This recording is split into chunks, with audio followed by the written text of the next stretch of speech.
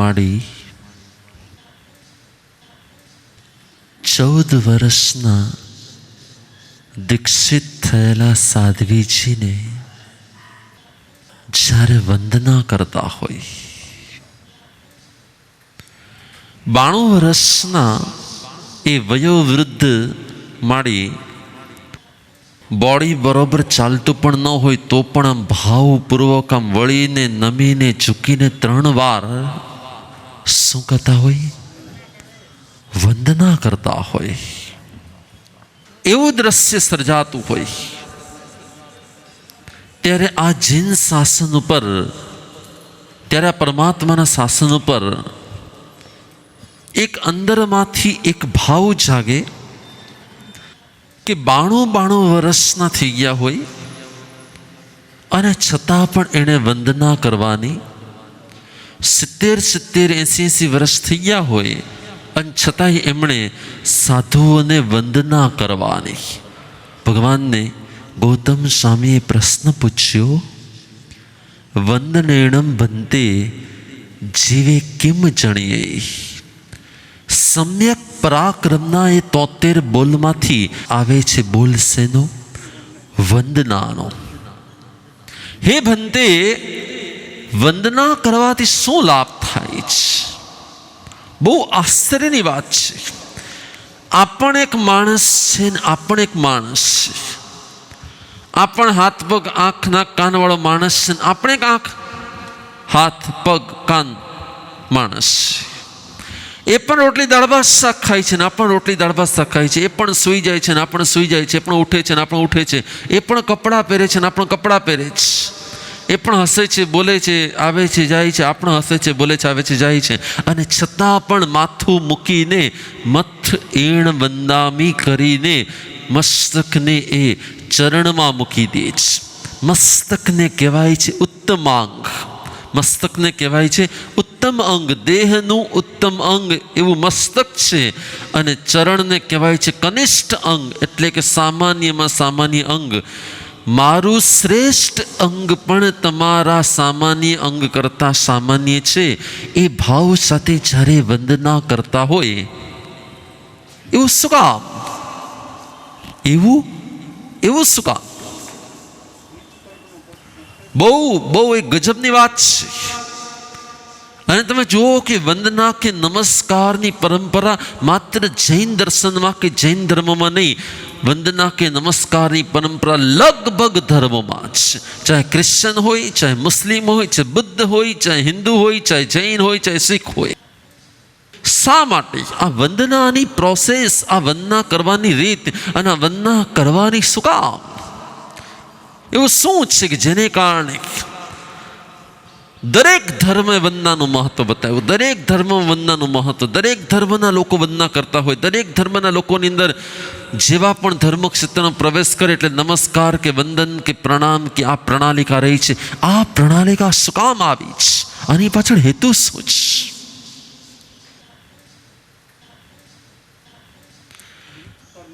એની પાછળ હેતુ રહેલો છે, એની પાછળ ભાવ રહેલો છે.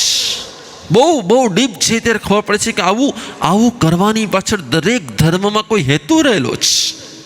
શું હેતુ છે?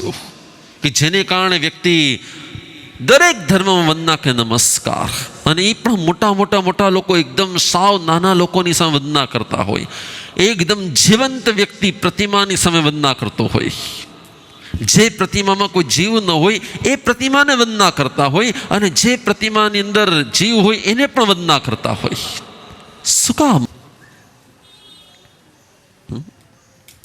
એ તો ગુરુદેવ આગે સે, બોલો, એ તો આગે સે ચલી આતી, બધા કરે એટલે આપણે કરવાની હોય. અમે નાનપણમાં ગયા હતા ઉપાશ્રયમાં, દેરાસરમાં, અમને શીખવાડ્યું હતું કામ વંદના કરવાની, એટલે વંદના. પણ શું કામ હોય વંદના? શું કામ વંદના? સા રીઝનથી કરવાની. અને તમે પણ ખાવો, અમે પણ ખાઈએ, તમે પણ સુવો, અમે પણ સૂઈએ, તમે પણ બોલો, અમે પણ બોલીએ. એક માણસ, ચાલો ભગવાન હોય તો સમજી શકાય, પણ એક માણસને વંદના કરે, વાય રીઝન શું હોય? બોલો બોલો. જો કેટલા વર્ષોથી કરીએ છીએ, બરાબર, જેટલા વર્ષોથી કરીએ છીએ, કરવાની હોય, બસ આપણો વિનય હોય એટલે કરવાની હોય, આપણે નમ્રતા હોય એટલે કરવાની હોય, આપણે ત્યાં પરંપરા છે એટલે કરવાની હોય, બધા કરે છે એટલે કરવાની હોય. ન કરીએ તો વળી પાછા પૂછી લે, તો નહીં કરતો અહંકારી લાગે છે એટલે કરવાની હોય. શું કામ કરવાની પ્રોસેસ? શું કામ? શા માટે પ્રોસેસ? ઉઠવાનું, બેસવાનું, પાછું ઊભું થવાનું, પાછું બેસવાનું, પાછું ઊભું થવાનું. કોઈક નમાઝ પડે, કોઈ એકદમ વંદના કરે, કોઈ એકદમ સાષ્ટાંગ કરે, કોઈ પંચાંગ કરે, કોઈ હાથ જોડે, કોઈ ખાલી મથેણું નામી કરે. આ બધી અલગ અલગ પ્રોસેસ અને વંદના શું કામ? બોલો. વંદનાની પાછળ બહુ હેતુ જ, વંદનાની પાછળ જબરજસ્ત હેતુ જ. શું હેતુ જ વંદનાની પાછળ? અને દરેક ધર્મમાં છે પાછું. તો શું કામ છે?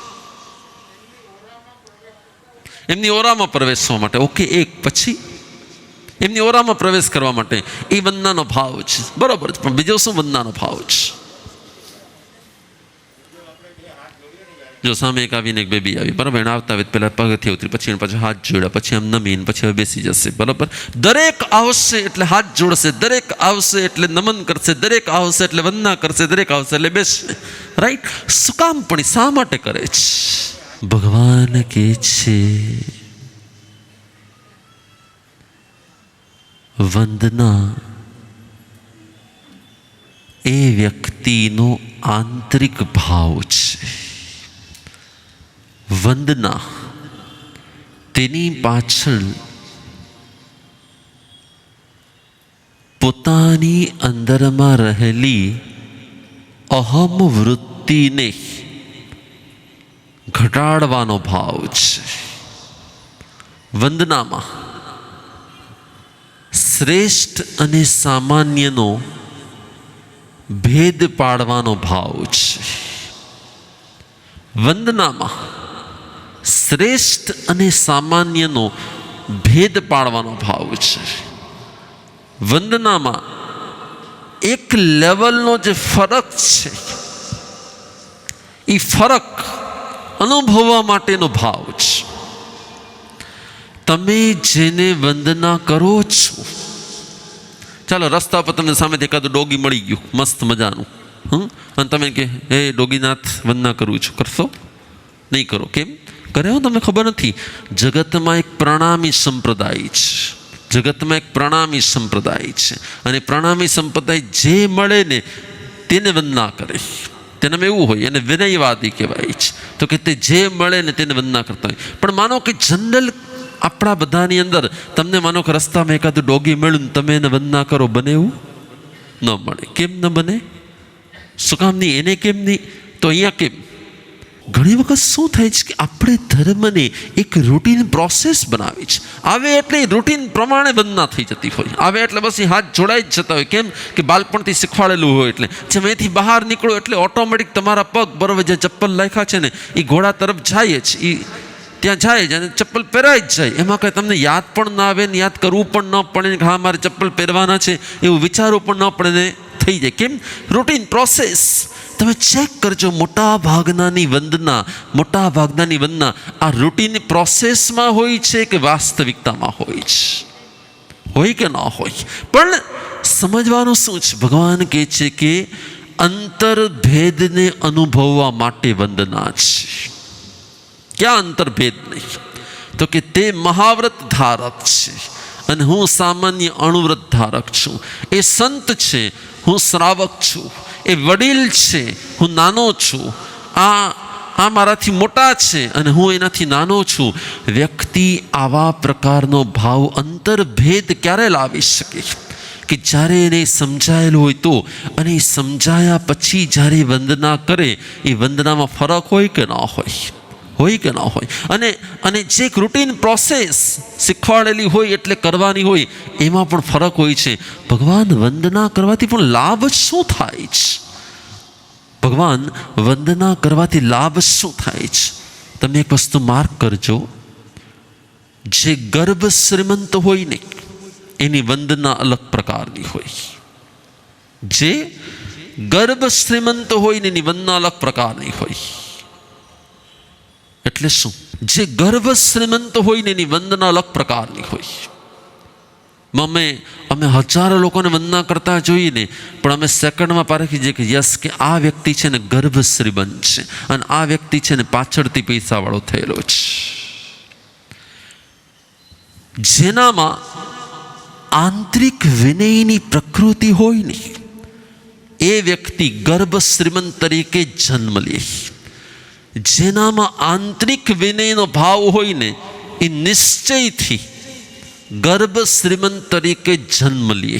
નિશ્ચયથી, વ્યવહારથી ને નિશ્ચયથી એનો જ્યાં પણ જન્મ થાય એ નિશ્ચિંતપણે ગર્ભ શ્રીમંત ઘરમાં જ એનો જન્મ થાય. કેમ?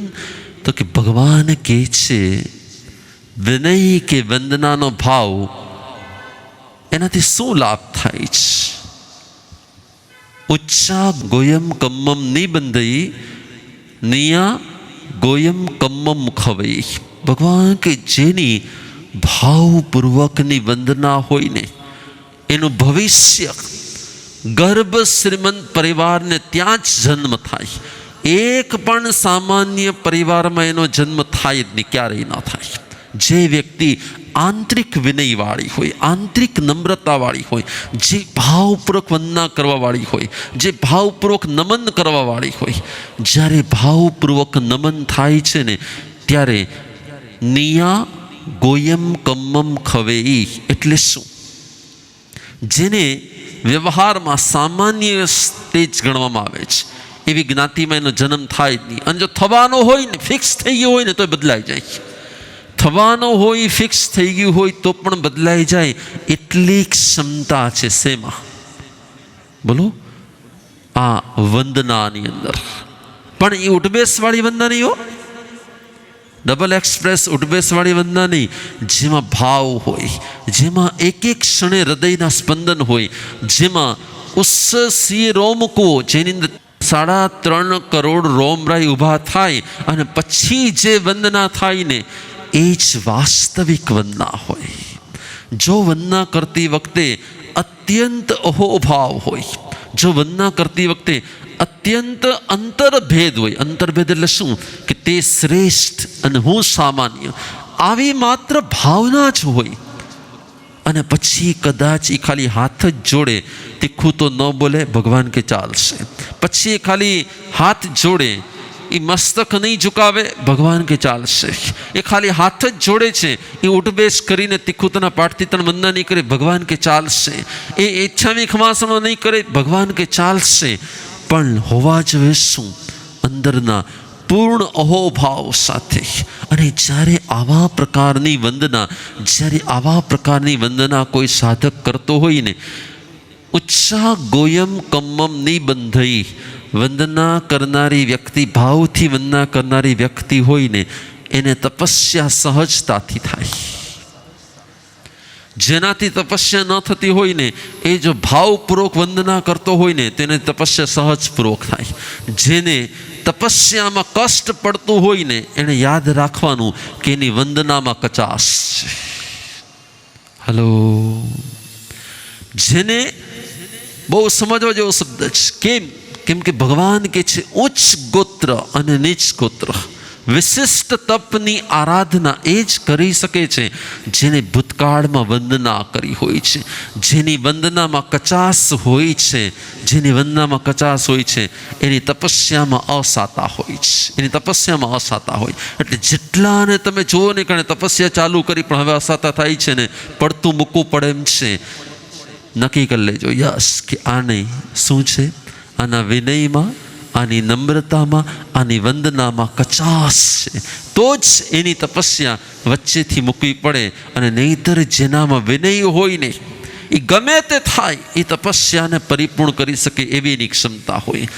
જે વ્યક્તિને જ્ઞાન ન ચડતું હોય, ઘણા માડી કહે ગુરુદેવ કંઈ યાદ રહેતું નથી, પ્રતિક્રમણ છે ને 40-42 વર્ષે ચાલુ કર્યું હતું, 62 થયા તોય યાદ નથી રહેતું, તોય યાદ નથી રહેતું. હું માડીને ખાલી એટલું જ કહું, માડી ઉઠબેસની વંદના કરવાનું ઘટાડો અને ભાવની વંદના કરવાનું વધારો.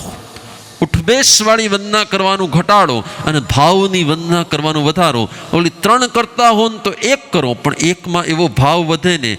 જો તમે ભાવપૂર્વક વંદના કરતા હો અને 1 વર્ષમાં પ્રતિક્રમણ પાક્કું ન થાય ને તો મને કહેજો. હલો, એટલે આપણે ત્યાં પરંપરા છે કે જ્ઞાન શીખવું હોય ને, જ્યારે પણ ગુરુ પાસે કે મહાસદી પાસે જ્ઞાન શીખવા જઈએ ને એની પહેલાં શું કરવાની હોય? વંદના કરવાની હોય.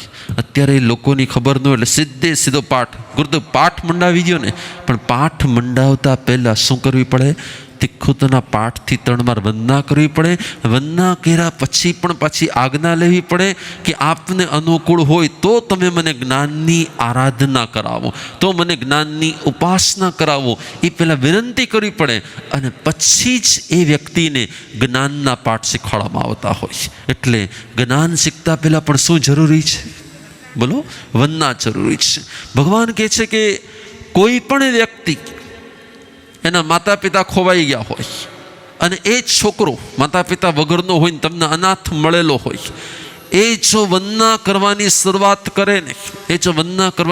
કરે ને, ક્યાંકથી ને ક્યાંકથી એને એના માતા પિતાનો યોગ થઈ જ જાય. કેમ? ભગવાન કહે છે કે ઉચ્ચ જાતિ, ઉચ્ચ કુલ, આ બધું જ ઉચ્ચ ગોત્ર પુણ્ય કર્મના ઉદયથી હોય છે. ભગવાને કેટલા જબરજસ્ત સિક્રેટ આપ્યા છે. જૈન દર્શનમાં કેટલા બધા સિક્રેટ છે.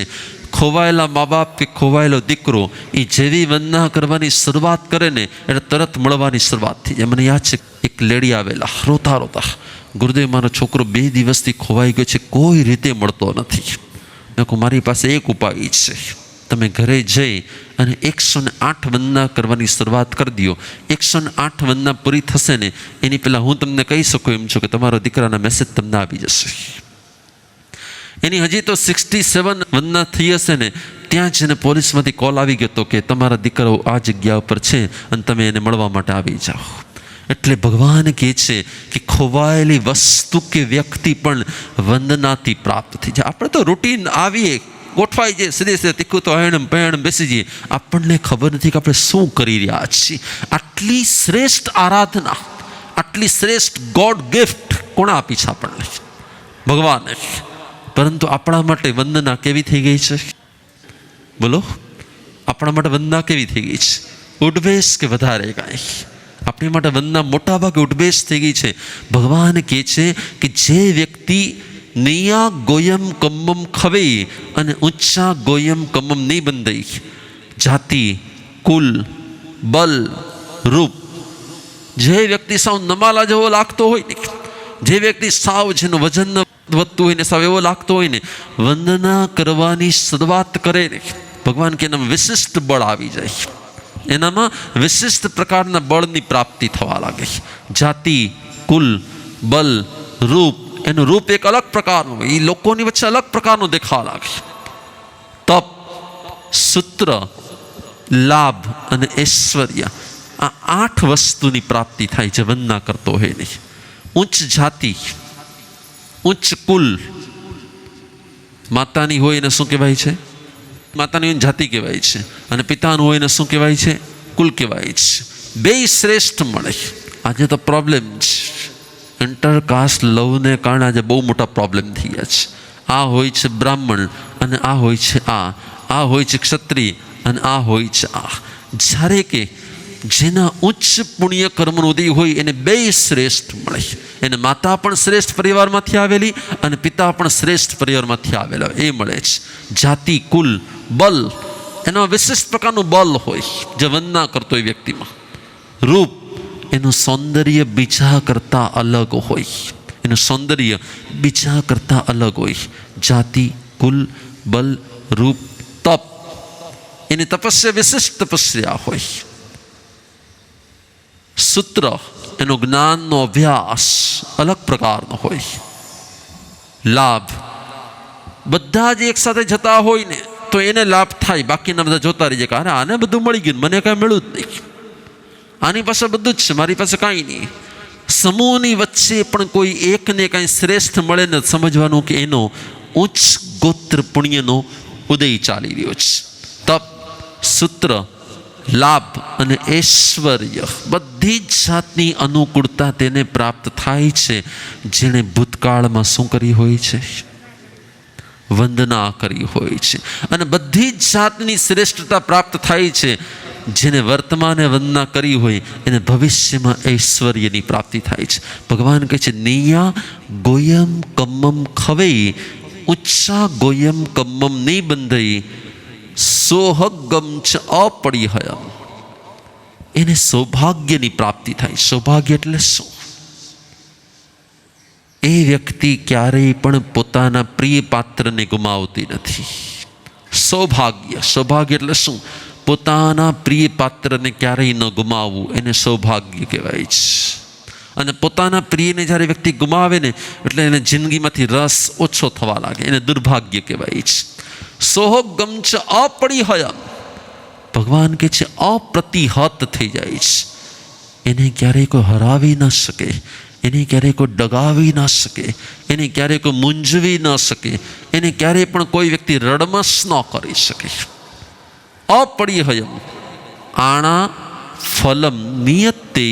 ભગવાન કહે છે કે જે આજ્ઞા આપે ને એ જે બોલે ને એમ જ થાય, એવું જ થાય, એનાથી આગળ પાછળ કાંઈ જ ન થાય. બોલો, એક નાનકડી વંદના કેટલી વાર લાગે? એક નાનકડી વંદના વાર કેટલી લાગે? વધીને અડધી મિનિટ, પોણી મિનિટ કે 1 મિનિટ ભાવપૂર્વક તો પ્રોપર રીતે વંદના કરતા હોય તો વધીને 1.5 મિનિટ, એનાથી વધારે મિનિટ થાય ન થાય. પરંતુ એવી જો ભાવપૂર્વકની વંદના હોય, અંદરના ભાવપૂર્વકની, એટલે જ ભગવાને વંદનાના આટલા બધા લાભ બતાવ્યા છે. અને જગત વિખ્યાત કેટલા એવા દ્રષ્ટાંતો છે, શ્રી કૃષ્ણના દ્રષ્ટાંતો છે, એ સિવાયના કેટલાય દ્રષ્ટાંતો કે જેને વંદના કરીને એ કેટલાય પ્રોબ્લેમમાંથી બહાર નીકળી ગયા, એના કેટલાય દુર્ગતિના જનારા આયુષ્ય ક્ષય થઈ ગયા, એની દુર્ગતિ થવાની હતી એમાંથી પણ તે અટકી ગયા. પરંતુ વંદના કરતી વખતે ભાવ શું કરવા જોઈએ?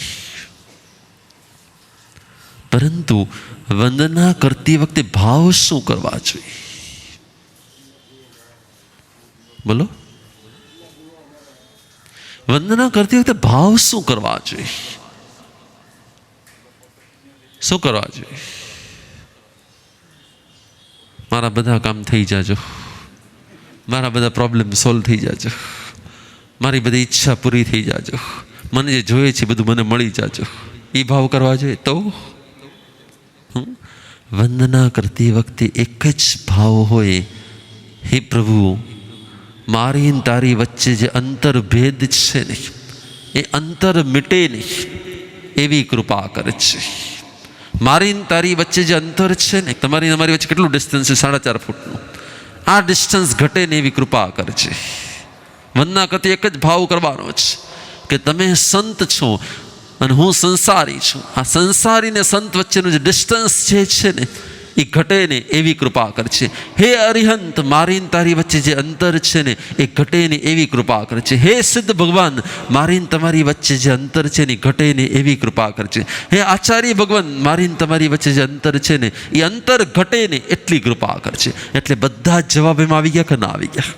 બધા પ્રોબ્લેમ સોલ્વ થઈ ગયા કે ન થઈ ગયા? સંતને વંદના કરીને સંતનો ભાવ, આચાર્યને વંદના કરીને આચાર્યનો ભાવ, અરિહંતને વંદના કરીને અરિહંત બનવાનો ભાવ, અને સિદ્ધને વંદના કરીને સિદ્ધનો ભાવ ઓટોમેટિક આપણામાં બધા ગુણ પ્રવેશ કરે એવી વિનંતી કરવાની છે. આપણે તો આવ્યા નથી ને પથ્થણું ને પેલું મૂક્યું નથી, દેખો તો અયણમ પેણમ અહીં પણ અડધા જ કરે છે, અડધા તો હવે.